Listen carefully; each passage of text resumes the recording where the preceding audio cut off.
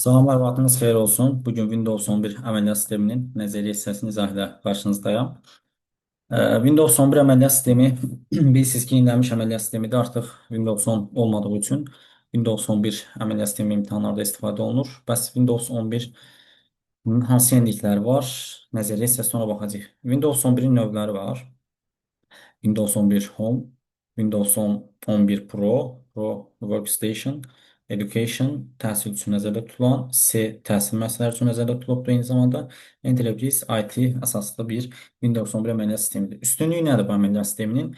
Yeni və modern dizaynı var, Snap Layout var, yəni pəncərənin başlıq hissələri, bu hissə var. Bax, buna Snap Layout deyirlər. Snap Layout vasitəsilə bir neçə pəncərəyə baxa bilərik. Snap Layout qrupları, yəni bir, iki və ya iki yox, daha çox pəncərələrə baxmaq mümkündür. Yeni Microsoft Store, yəni yeni bir proqram yükləmə tətbiqlə bağlı olan məsələlər yenidir.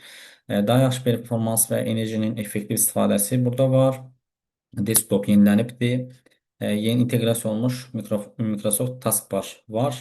Və eyni zamanda təhlükəsizlik burada daha güclüdür. Windows 10-da artıq dəstək olmadığı üçün Windows 10-a hakerlərin hücumu daha çox belə deyək olacaq. Amma Windows 11-də bu halları biz görməyəcəyik, çünki Windows 11 dəstəklənir. Və Windows 10-da Copilot adlanan istifadəçiyə söhbət əsaslı interfeys var. Bu da ChatGPT-nin bir versiyasıdır, belə desək. Başqa bir forması olur. Cortana'nın artıq yeni bir versiyası da biz burada görürük Microsoft Store-dan yükləməklə. Windows 10-da olduğu kimi əsas elementləri iş masasıdır, taskbardır, start menyudur. Burada da olduğu kimi start menyunun və digər elementlərə baxsaq, desktop masadır. Gördüyünüz kimi start menyumuz buradadır və taskbarda aşağıda verilən xətt olmuş olur. İş masasının üzərində yerləşir fayllar, qovluqlar, qısa yollar, widgetlər, mini proqramlar, başlıq menyuları, tapşırıq panelləri yerləşir. Kontekst menüdə eyni qaydada sağ düyməni sıxdıqda açılır və klaviaturadan kontekst menü düyməsi vasitəsilə açılmış ola bilər. Açıla bilər. Daha doğrusu start menü üzərində belə deyək, start menü açmaq üçün sol düyməni bir dəfə sıxmaq lazımdır start menü üzərində və yaxud da ki, pin etmək olar və start menü açdıqdan sonra belə bir pəncərə bizim qarşımıza gəlir və burada proqramlar və all proqram hissəsindən bütün proqramlara baxa bilərik. Burada user istifadəçi məlumatları olur. Buradan isə biz kompüterimizi söndürüb, yandırmaq, kilitləmək, yenidən başlatmaq əmrlərini istifadə edə bilərik. Silibsə bilirsiniz ki, yuxarı rejimdə, yuxarı rejimdən biz salsaq, kompüterimiz daha az enerji sərf edəcək. Sonra taskbarla bağlı əsas məsələlər. Taskbarda yeniliklər çoxdur. Məsələn, bunlar widgetlərdir. Yəni, bax, bu hissəyə baxsaq, widget burada. Widgetdə gördüyünüz kimi müxtəlif yeni elementlər var. Widgetdə hava durumuna, məsələn, ondan sonra şəkillərə geri sayım yükləyə bilərik, idmanla bağlı məsələlər yükləyə bilərik. Widgetlərin indi burada əsas növləri qeyd olunub, hansılardır birazdan o haqda məlumat verəcəm sizlər üçün. Belə deyək. Sonra davam edək. Start menü 2 nömrəli əmr start menüdə bilirik. 3 search düyməsidir. Yəni bax bu axtarış hissəsidir. Task view-dur. Dördüncü digər izahımızda biz demişik bunu. Bərk edilmiş elementlərdir. Aktiv proqramların aşağısında isə xırda bir xətt olur. Windows-da uzun göy xətt olurdu. Burada isə xırda xətt olur. Və gördüyünüz kimi aktiv proqramlar da burada qeyd olunubdur. 7 nömrəli əmrlərə baxsa isə show hidden icon düyməsidir. Yəni bax bu düymə vasitəsilə bu deyil buradadır. Bu düyməni yuxarı eləsək, ikonların gizlədilmiş bəzi ikonlar da var. Məsələn, bu ikonları buradan üzərinə vurub gizlədə də bilərik, göstərə də bilərik. Bu sol yuxarı hissədə bu hissə var. Yəni desktopdakı elementləri gizlət və yaxud da ki, göstərə bilir. Məsələn, buranı vursaq, görürsünüz, ekran şəffaflaşır. Və yaxud da ki, ekrandakı elementlər başqa sözlə yoxa çıxır buradakı əmrimiz vasitəsilə. Gedirik pəncərəmizə və geri qayıdaq. Widgetlər haqqında danışaq. Widgetlərin növləri var.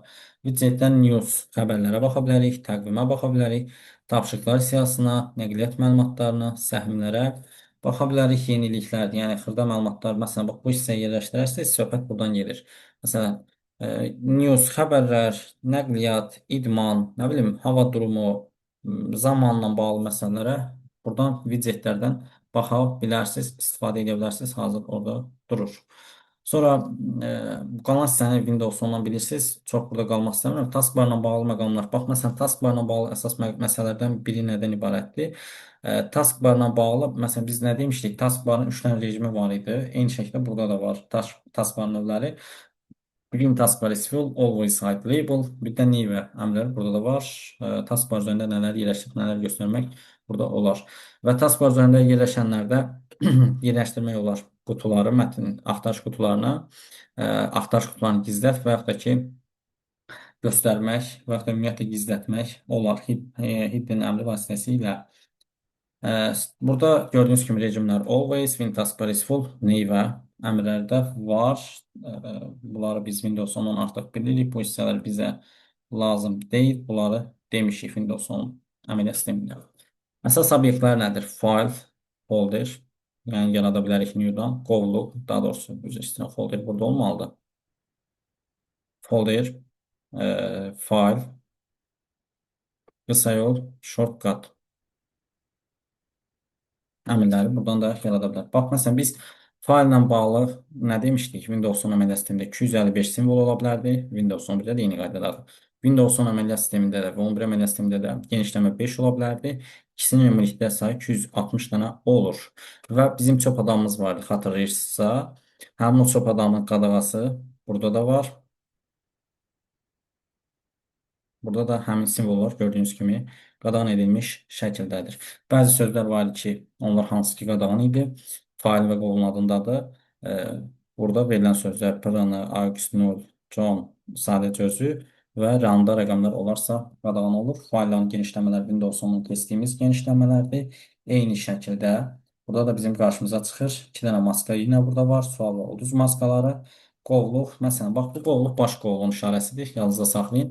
Belə bir qovluq görsəz, daxilində nəsə bir element yerləşdiribsə, bu onu göstərir ki, həmin qovluğun daxilində müəyyən element var. Sonra xidməti qovluqlar, sistem qovluqları var, arxiv qovluqlar, şəbəkə qovluqları və xüsusi qovluqlar var. Sistem qovluqları hansılardır? Tana düşə bilər. Librer, kitabxana, Rice Bin, Zbilqabı, ZSPC, Network və Control Panel sistem qovluqları hesab olunur. Burada da bunların işarələri göstərilibdir. Deməli, yazılıbdır ki, kompüterin daxil strukturuna baxmaq imkan verir. Bəli, və əsasən bu disklərə baxmaq imkanı verir ZSPC. ZSPC ilə bağlı Windows 10 əməliyyatında demişdim, burada da deyirəm. Üzərinə nəsə kopyalamaq olmaz.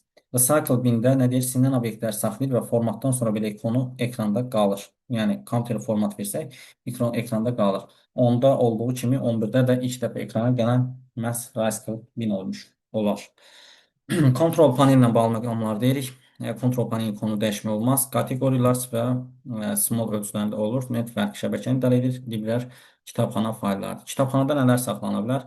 Kamera ilə bağlı məqamlar, şəkil ilə bağlı məqamlar, bir də dokumentlər, videolar, musiqi failləri librer qovluğunda saxlana bilər.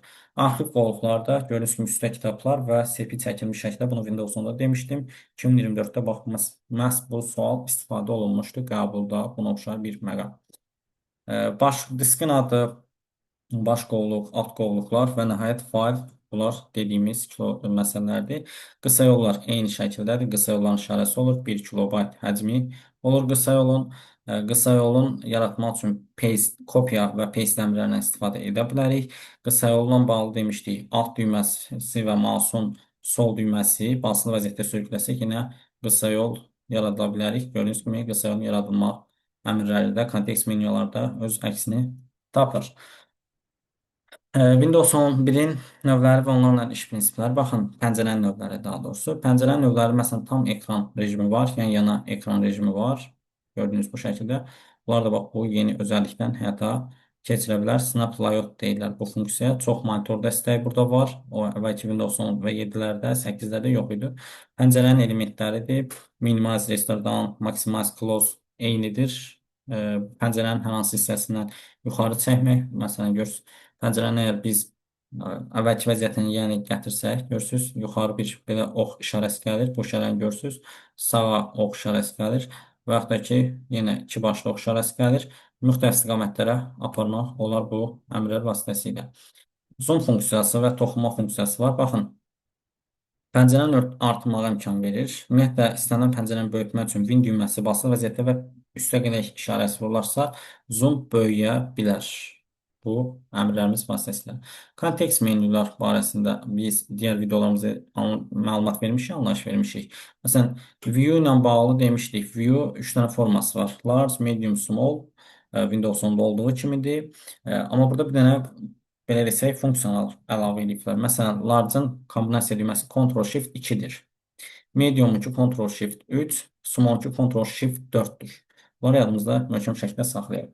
Sort by the name, size, tip və düzəliş tarixinə görədir. Windows 10-da olduğu kimidir. Qalan əmrlərimiz demək olar ki, eynidir. Page shortcut buradan da qısa yolu yaratmaq mümkündür. Page shortcut bəzən kontekst menyuda görünə də bilər, görünməyə də bilər. Bunu özünüz tənzimləyə bilərsiniz. Bunlarda sizə məlumat vermişik. Personalize-dan da yenə feed, stress, center və span rejimində olur. User feed əmrindən tənzimlənir. Gördüyümüz kimi. Burada bəzi yeniliklər var. Mouse uzun müddət toxunmadıqda ekranın hərəkət obyektlərinin çıxması üçün, hərəkət obyektlərinin çıxması üçün lock screen-dən istifadə edirik. Yəni ekranın kilitlənməsi və ya da ki, ekranda hərəkətliyin olmasıdır. Open terminal deyirlər buna. Windows PowerShell əməliyyatını örtünüşə salır.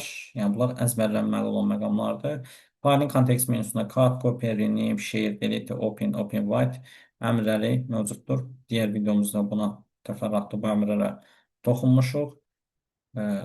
Qovluğunda kontekst menüsünün əmrləri demək olar ki, eynidir. Bəzi fərqliliklər var. Fayl bələdçisi, File Explorer haqqında. File Explorer haqqında da digər proqramımızda danışmışıq. Yenilik nədən ibarətdir? Buradakı üstəgələ işarəsinin yenilənməsidir. Bax, bu yuxarıdakı hissə var. Cəh müraciət panelinin bu hissəyə enməsidir. Yeni əmrinin gəlməsidir. Bunlar yeniliklər hesab edilir. Belə, bizim əsas nəzəriyyədən deyəcəyimiz məsələlər bunlardır. Qalanları demək olar ki, Windows 10 əməliyyat sistemi ilə eynilik təşkil edir. Rejimlər, File Explorer-də hansı rejimlər var idi? Demişdik, list, details, tile, content rejimləri yenə eyni şəkildə Windows 11 əməliyyat sistemində də bizim qarşımıza çıxmış olur. Show qrupası var File Explorer-də. Bir dənə baxaq ona. Baxın, burada bizim, məsələn, axtarmaq əmrləri, eyni zamanda faylların tərkibinə daxil olub baxmaq Windows 11 ilə eynidir. Və biz buradan müxtəlif əmrlər də baxa bilərik. Məsələn, özəlliklərə hamısını seçə bilərik. Heç birini seçmə, digərini seç. Buna inverse selection əmri deyirik, yadınıza gəlirsə. Həmin əmrlər bax gördüyünüz kimi buradan da icra oluna bilər. Seçənəklərə də daxil olub müxtəlif parametrləri dəyişə bilərik. Bu əvvəllər fayl tabına yerləşdirildi. Burada isə məsələn deyək same eyni pəncərədə same window ayrı-ayrı pəncərədə əmrləri Windows 11-də də var. Burada 3 nöqtədən tənzimlənir. Belə, əziz yoldaşlar, demək olar ki, digər əmrlərimizin funksiyası eynidir. Yenilik əsas olan məqamları dedik sizlər üçün.